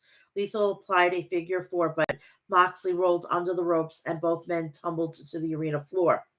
Jay Lethal rocked outside with a tope suicida to Moxley. John Moxley fired back with a tope suicida of his own. Moxley was wrestling with sense of urgency, while Lethal was showboating early. Lethal retaliated with a knee breaker and a dragon screw leg whip. Sensing Moxley tweaked his knee on the tope suicida landing. Moxley scouted the lethal injection, but Lethal countered. Moxley attempted a jawbreaker with a knee breaker. Jay Lethal dropped a elbow off the top for a near fall. This is the Jay Lethal I want to see, said Danielson. Moxley and Danielson was on commentary, so for the people thinking, oh, he was not supposed to be out there, he was doing commentary. Moxley nailed Lethal with a cutter. Moxley tried for a pile driver, but Lethal pushed Mox into the turnbuckles. Lethal wrenched Moxley's knee with a dragon screw off the ropes. This is a different Lethal than we saw last week, added Danielson. Lethal and Moxley traded forearms. Moxley nearly decapitated Lee with a King Kong lariat. Lethal blocked a Death Rider with a lethal combination. Lethal went to apply the figure four, but the Mox countered with a small package for a near fall. Lethal locked on the figure four again. Moxley grabbed the ropes to force the ref to break the hold. Lethal swiped at Moxley's knee with a kick. Moxley baited Lethal and in a spike with him, spiked him with a paradigm shift. Moxley hit a King Kong lariat, then stuffed pile driver, but Lethal kicked out. Moxley transitioned to a real naked choke, and Lethal tapped out. Moxley is the first man with a 6 point in the tournament. Tony Schiavone was backstage, announced Sting's final match will be on March 3rd at the Greensboro Coliseum. This is where I really hurt. It really hurt to see Ric Flair the way he is. Nature Boy Ric Flair and Sting walked on to the set. Sting, March 1988. I was 82, 3, 4, 5, 6, 7. I was 6 years old when this happened. Oh, I'm not old. My very first world title match against Ric Flair, and I never would have guessed all these years later I'd be standing here with Rick. The memories that night, 45-minute draw, commercial-free on TV. The big deal to me was I was in the ring with the Nature Boy, Ric Flair. Thank you, Rick. He put me on the map. What was a fitting place for me to end my career all these years later. Ric Flair, Tony, just like the words before. The words cannot be spoken to the volume and emphasize and the emphasis of what about to take place in Greensboro. Make no mistake, Sting made himself. I'm 74 years old. I'm lucky. I'm working for Tony Khan. I am standing next to Sting. I'm honored to be there at your side. This will be one for the ages. Sting and the Nature Boy and AEW are coming to Greensboro. Sting, it's showtime, and they went woo, and they went to commercial. Continental Classic Gold League match. Mark Briscoe versus LFI Roosh. Both men charged at one another and began to fight. Roosh landed a big strike. Mark followed up with a running drop kick. Mark unleashed rapid-fire chops. Roosh returned the favor to his opponent. Roosh kicked Mark in the spine. Mark jumped through the ropes with a drop kick as Roosh was playing to the crowd. Roosh whipped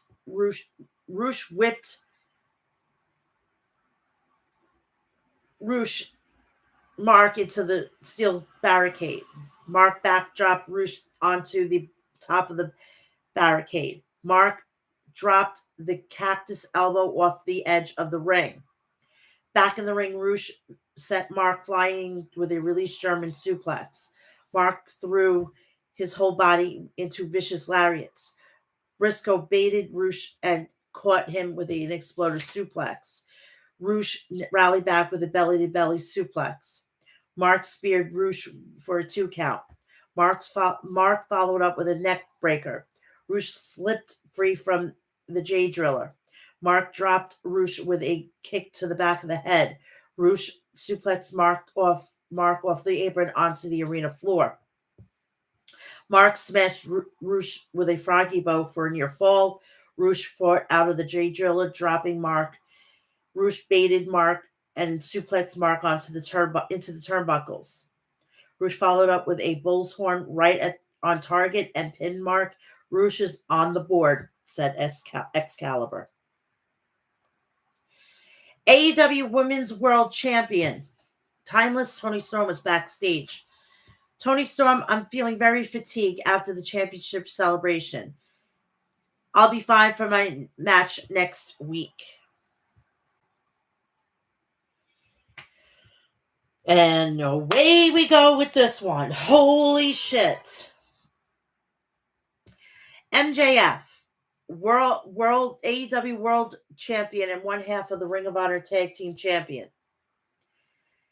December 30th, World's End. I'll be going against Samoa Joe. Wait a second, sorry. December 30th, World's End. It'll be Samoa Joe against yours truly for the AEW World Championship. When it comes to Samoa Joe as a person, I don't like him, but professionally, I respect him. I respect for what he's done for this industry, and because he didn't come here to line his pockets, jab to CM Punk. I think what Tony Khan should do, and this is I don't know if anybody will agree with me on this. Have a staff meeting, tell them don't even bother going after Punk. It's literally ridiculous.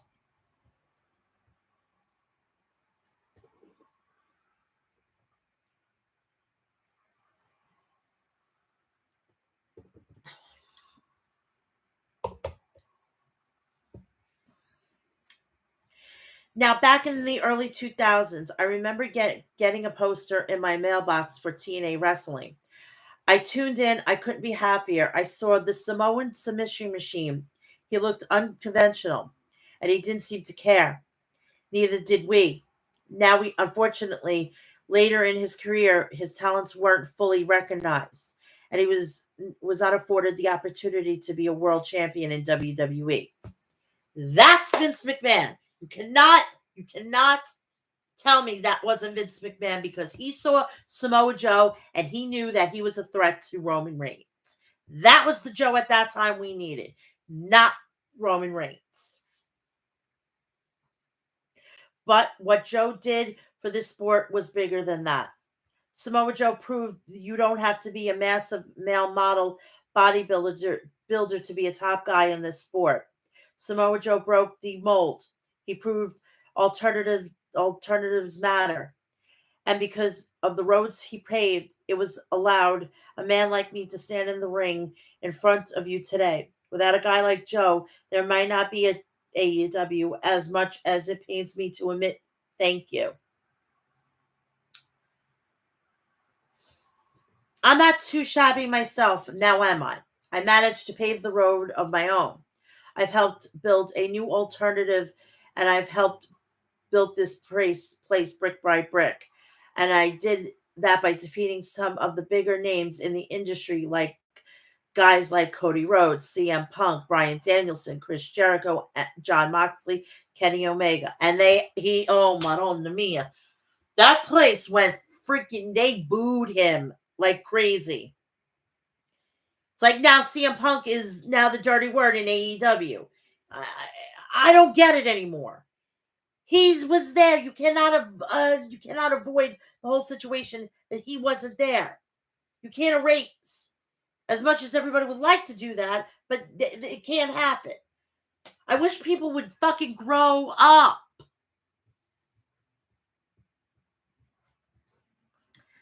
But all of those names I have had to face in this square circle, the one name I look back and say, not only was I lucky to be victorious, but I was also lucky to survive. That you be Joe, Samoa Joe. You are a wrestling legend, but on December 30th is not about your wrestling legacy. December 30th is about mine. December 30th is about, can Max outlast the final boss of this sport one more time? So now I'm going to make a promise. I'm going to make a promise to everyone watching at home and everyone in this arena. Joe, on December 30th, I don't care if you beat me with an inch of my life, because I promise I'm going to show the world it is not about the size of the dog in the fight. It's about the size of the fight in the dog. And at World's End, you are going to have to put me down. The arena went dark. The lights began to flicker. Men dressed in black, their faces in black masks with the devil logo on their backs, grabbed MJF and held him down. One of the men had a baseball bat and was about to use it on MJF. Undo it. There's an ambulance going by.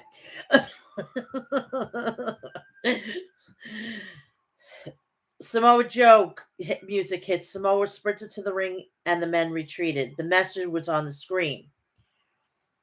In the shadows, our game begins. Next week, MJF and Samoa Joe, you will face the unknown tag team match. Are you a hero, Max? MJF grabbed the microphone. I'm so sick of your Scooby Doo BS. Let me explain something to you. I'm not dealing with your crap when I've got Samoa Joe breathing down my back at World's End. I'm going to take all of you. I'm going to take out all of your men one by one. I'm going to unmask you. You coward. Next week, you want a tag match? You're on. Samoa Joe tried to calm down MJF and he was upset. MJF accepted the challenge for next week.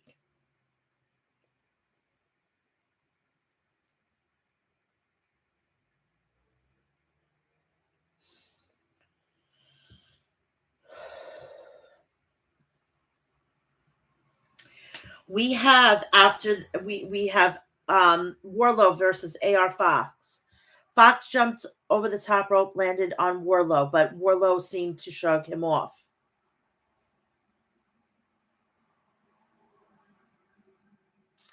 Warlow caught Fox and slammed him on the ring apron. Warlow suplexed AR Fox back into the ring. Fox went flying from pillar to post. Warlow stalked his prey outside the ring. Warlow threw AR Fox back in the ring. Warlow tried to press slam Fox, but Fox escaped. Fox hit a 450 splash, but Warlow kicked out right away. Fox booted Warlow in the face. Warlow absorbed it and then walloped Fox with a lariat. Warlow powerbombed AR Fox. Warlow powerbombed Fox a second time. Warlow climbed to the top and hit a huge senton on Fox. Warlow powerbombed again, and the ref stopped the match. Warlow won via ref stoppage. Trios match, Top Flight, Dante Martin and Action Andrade versus the Hardys, Matt, Jeff, and Brother Zay. I cannot wait till Private Party comes back. My God.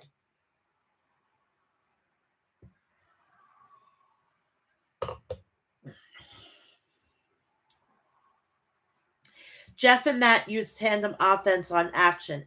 Darius and Brother Zay tagged and Zay crashed onto Dante with a shoulder tackle. Darius dropkicked Zay. Dante tagged in and Dante splashed Zay with a standing senton. Matt Hardy drilled Action with a side effect for a near fall. Action countered a twist of fate and chopped Max with a combo of moves, including a kick to the back of Matt's head. Dante tagged in and springboard in onto Zay for a near fall. Top Flight had a flurry of offense on the Hardys. The Hardys hoisted up Dante on their shoulders, and Zay drop kicked Dante for a 2 count. Dante pins Zay after a German suplex. Dante is back and better than ever. Now maybe they could take the give them the trios titles and make it somewhat serious. Those titles, or just merging them with the 6-man titles from Ring of Honor. After the commercial break, Renee Paquette interviewed Dante Martin, Darius Martin, and Action Andretti. Penta El Zio Miedo, Commando, and El Helio Vikingo interrupted. It appears Penta challenged Top Flight and Action Andretti to a trios match.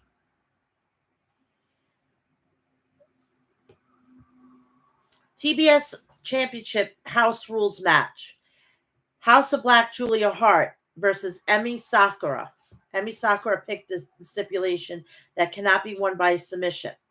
Julia bashed Emi's head into the turnbuckle, battering her in the corner. Julia charged her into the corner with a lariat to Emi Sakura. Emi chopped at Julia. Julia rocked Emi with a spinning kick to the head. Outside the ring, Emi reversed an Irish whip, sent Julia crashing hard into the ring step. Emi followed up with a splash, sandwiching Julia against the ring steps. Emi stunned Julia with his stalling back breaker. Emi applied the surfboard to Julia, then dropped her hard. Julia dodged a moonsault. Julia locked in the Heartless, but there is no victory via submission tonight. Julia clubbed Emi in the back of the head with a lariat. Julia moonsaulted Emi and pinned her. So she retained. RJ City interviewed Mariah May backstage. Mariah May, I know I'm the new girl here, but I just came here from Stardom in Japan. I'm dying to show AEW what I can do. Mariah knocked on Tony Khan's door and walked into his office.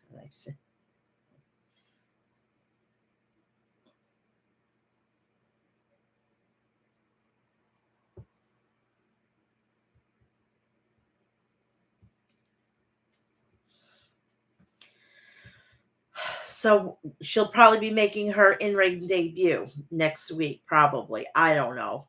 Maybe, whenever.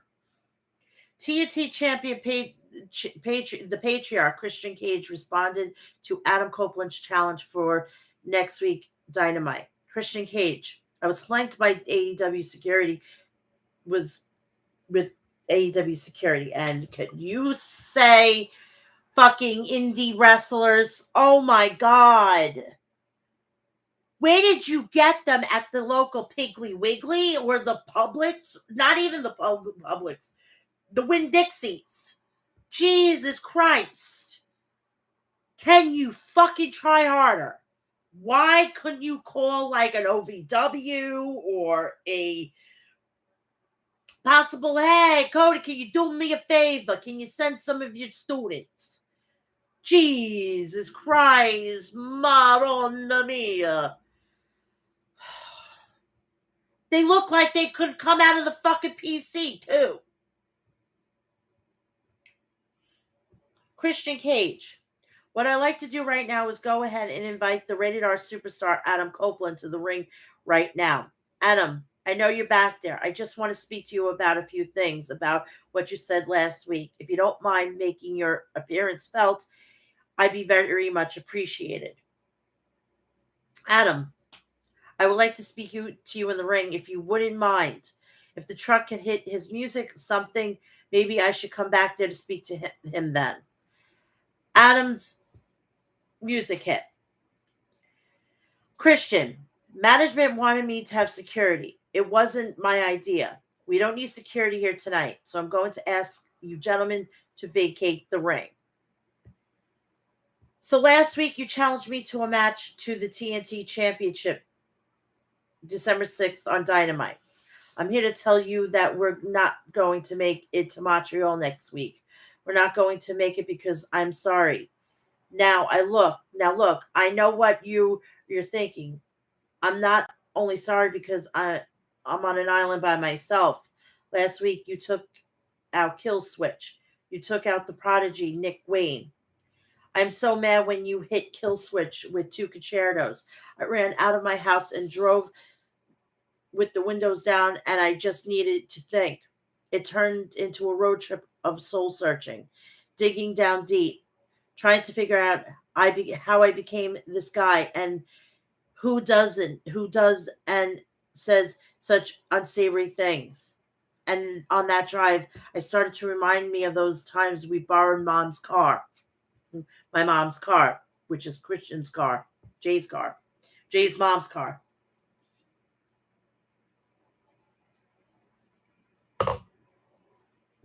We didn't care where we went. We broke. We were broke. We were having the time of our lives on the road. We were going to make it, and and did we ever make it? We went on to become multiple tag team champions, the greatest tag team that ever lived. We both became multi-time world champion. Take the wrestling part out of our relationship away. It runs even deeper. Everyone knows you grew up with a single mom. Adam, everyone knows you didn't have a father figure. Yes, I'm the patriarch of AEW, but I'm also your brother. You might not have a father figure, but in turn, my father became your father. To this day, he still is your biggest fan. I'm going to say, we weren't just two random guys that were thrown together. I love you, man. We're family. And listen to me, when your mom passed away a few years ago, that was the hardest time of your life. But sometimes before she passed, she said, I wouldn't give you I wouldn't give to see you guys in that ring tag one last time. And on my drive, I thought, let's do it for her. Let's go on this journey again for your mom. Let's do it for her. Let's do it for her, man. Adam Copeland turned around and contemplated what he just heard from Christian Cage. Christian charged at Copeland, trying to strike with a cheap shot. But now Copeland saw it coming and kicked Christian with a low blow. Adam Copeland, nice try, dumbass. Sit up when I'm talking to you. Shine this belt up real nice because next week she's coming home with me. Oh, by the way, I almost forgot. Go fuck yourself. I have two very important questions. How much did that go fuck yourself cost Tony Khan, or did he prepay for it and told Adam Copeland to go do it? Those are the questions I need answered right now. Main event for Dynamite. I think this is Dynamite. Yeah, it is. I'm like everything is just meshing together today. I'm sorry.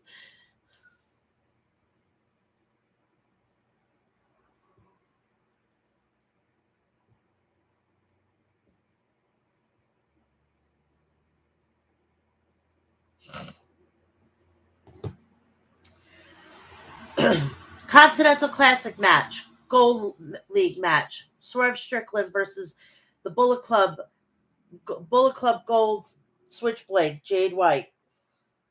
Jay White went right after Swerve. White whipped Swerve into the steel barricade. Back in the ring, Jay White went right after Swerve's taped out shoulder. Swerve chopped Jay White. Swerve suplexed Jay right onto the top of the barricade. Swerve jumped off the apron and stomped on Jay White's spine. As Swerve was entering the ring, Jay White grabbed him and planted him with a DDT. Swerve got dropped on his head after a suplex from Jay White. Swerve intercepted a chop and countered with a suplex to Switchblade. Swerve blasted Jay with a flatliner, followed up with a vertical suplex for a near fall. Jay White retaliated with a German suplex. Swerve rallied back with a discus lariat. These two men, how incredible are these two men, said Danielson. The fans chanted, this is awesome, this is awesome. Jay White blocked Swerve's knee. Jay White nailed Swerve with a Uranagi. Jay White applied an armbar. Swerve escaped and blasted with Jay with a kill shot. Ba-dum-bum. Because if you don't know, Swerve Strickland was uh ki- kill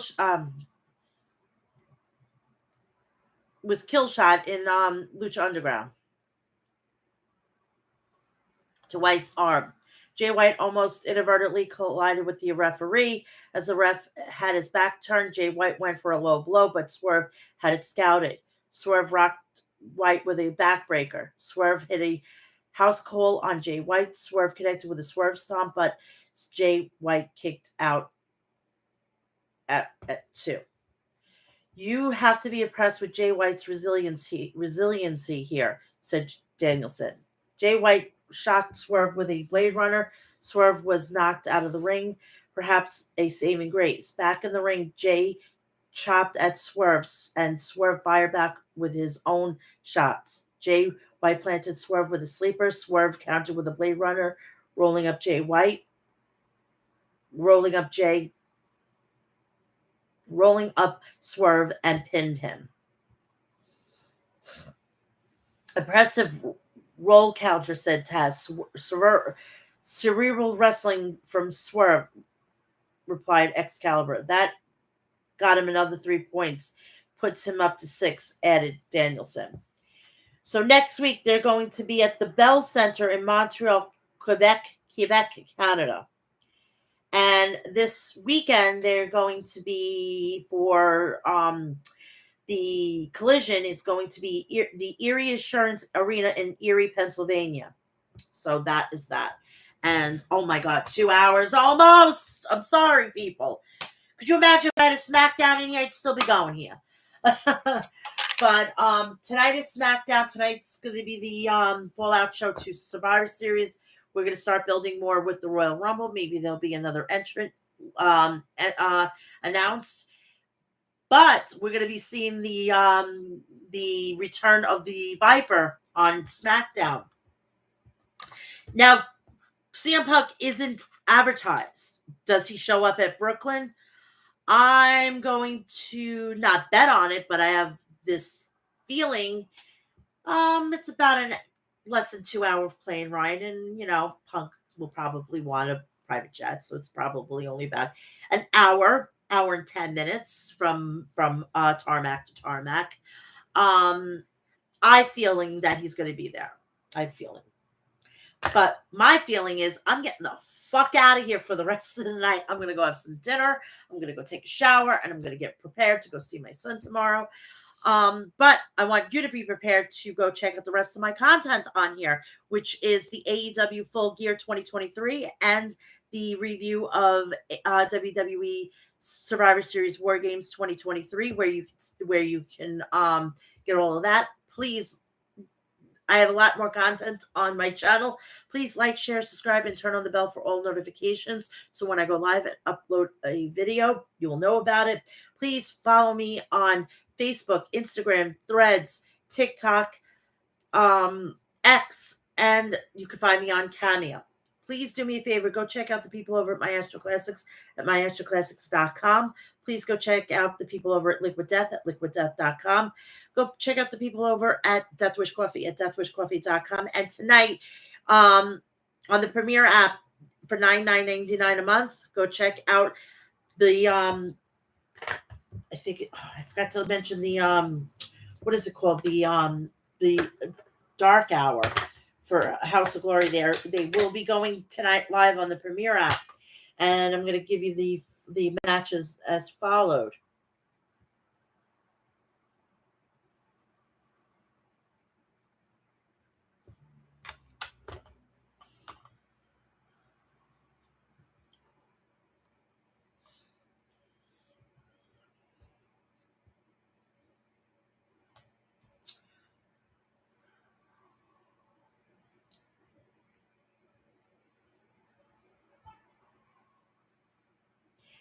Darkest Hour. Tonight, you're going to see matches with Matt Cardona versus Mike Santana for the Hog Heavyweight Championship.